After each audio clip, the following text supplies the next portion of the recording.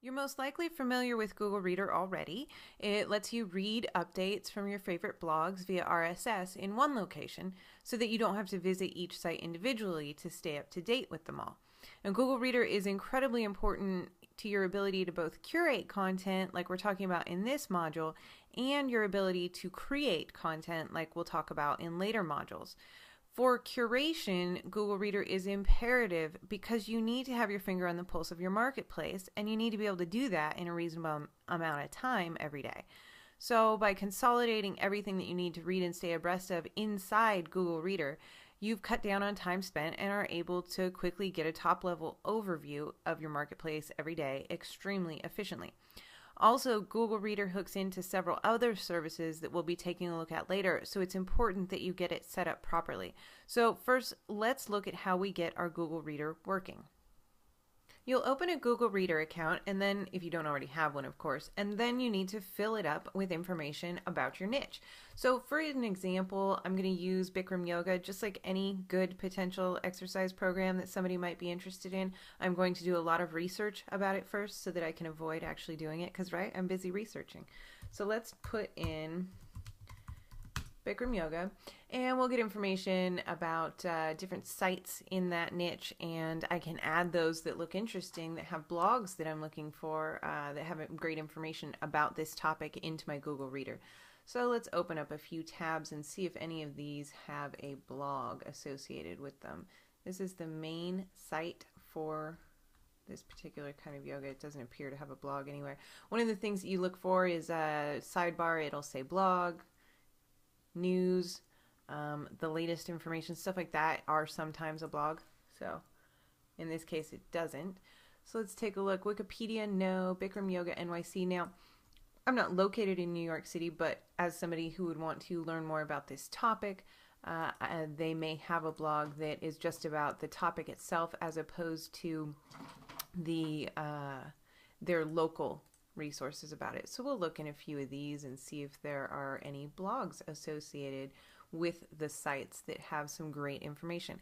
And the purpose here is to be gathering as much information as you can about a particular niche so that when it's time to curate content, when it's time to share the best content with your audience, you've got a wide selection of stuff to choose from, and you truly can pick out the real gems amongst all of the noise. So if I were to only subscribe to, say, one blog, I wouldn't really be curating, because I wouldn't be able to be choosing from so many different sources and really picking out the best stuff. I'd kind of be stuck with the one feed and however often it updates. So we really do want to just sort of throw in all of the really great stuff that we can find into our Google Reader. And I'm going to show you a couple tricks later on down the line so that you can go through that information faster and in some ways have Google Reader or other services, which I'll show you, filter it for you. So don't worry about the volume of stuff at this point. Just worry about getting good stuff into your Google Reader. So this is a blog from a New York City yoga studio, but it appears to focus on yoga itself as opposed to their New York practice. So in Google Reader, click Add Subscription, paste the link to the site, and click Add. And it's as simple as that. Now, I'm going to show you labels. If you don't know how labels work already, you go to Feed Settings, and we're going to create a new folder because this is a new topic for me inside of my Google Reader. And I'm going to call it Bikram, and click OK. Now that feed gets put in this folder, and as I add more and more related sites to my Google Reader, I will be able to put them under that same tag so that everything's in one place. This is a Flash site or something going on here. Let's click enter and see if they have a blog, and I'll just do a couple of these so you can kind of see how this works. They've got a link for a blog on their site, so we will go there and see if it's just like class announcements for their studio. Obviously I wouldn't be interested, but these look like some really solid articles. Alright, well, we'll give that a shot. Why not? Like I said, if later on I'll show you some different ways of filtering this stuff out. And we're going to change it to be in the Bikram folder, right? This place does not look like they have a blog, so that's out. And this place does not appear to have a blog either. You can look in like the footer. Sometimes that's helpful. All right, so let's do another search, and this time we're going to do Bikram Yoga blog and see what we come up with. Come on, Google. Go, go, go. There's people waiting. All right, bikramyogachick.blogspot.com. We will try that. Okay, so this is somebody who participates in it and started a site. That's great. We will add it into Google Reader. And again, I'm just pasting the URL, and Google Reader is able to get the actual RSS URL from that. This is the one that we've already been to. Let's try this place. We'll try this place. We'll try this place. And, you know, if you're doing a niche that you already participate in and that's something that you're knowledgeable about, then, you know, you should most likely know some of the top sites in your niche. But if you don't, this is how you go through that process and just find the best stuff. And here's another one.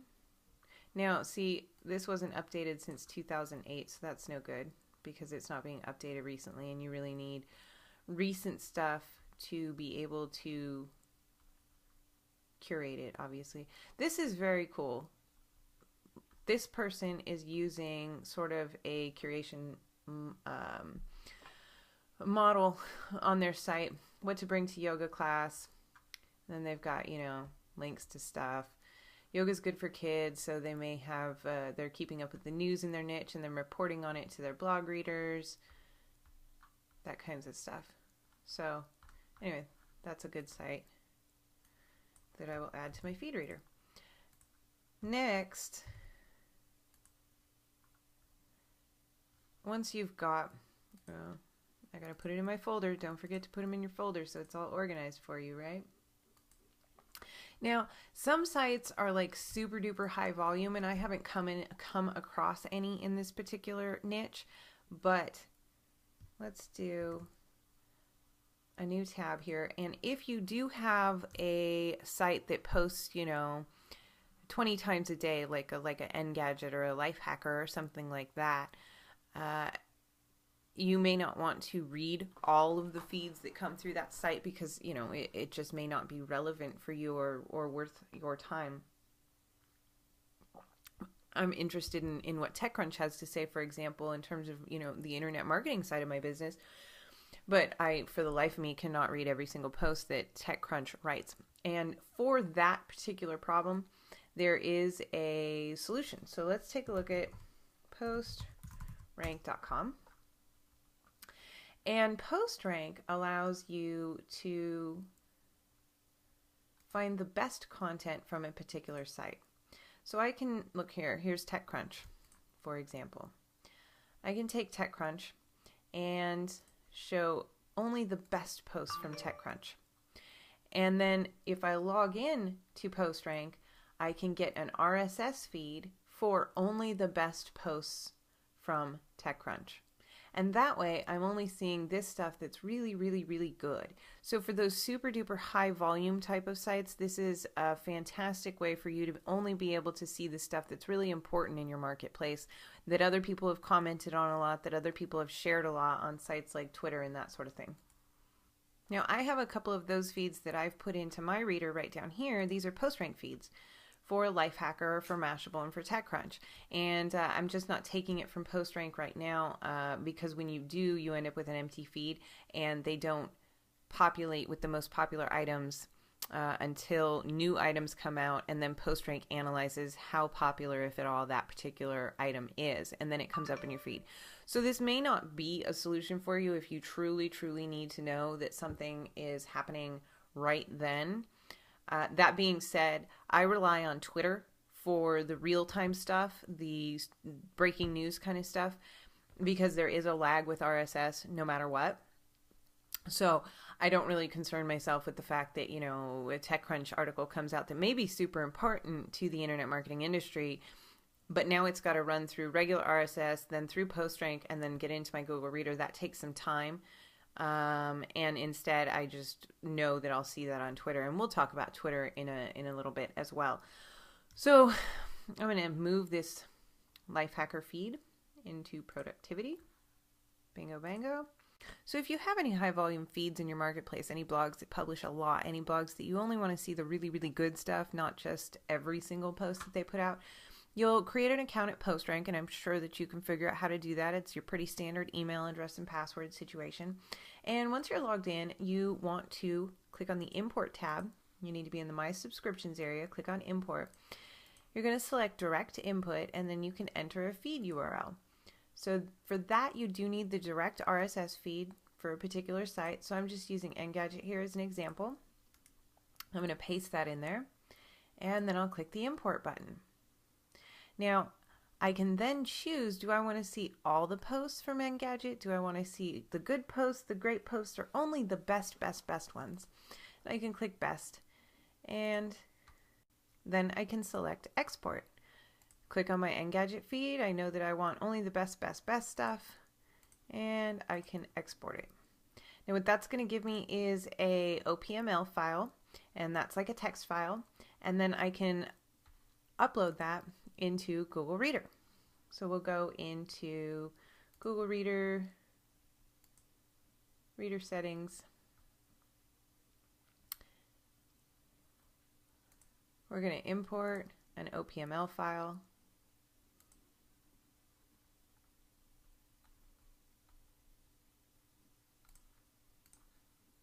There we go.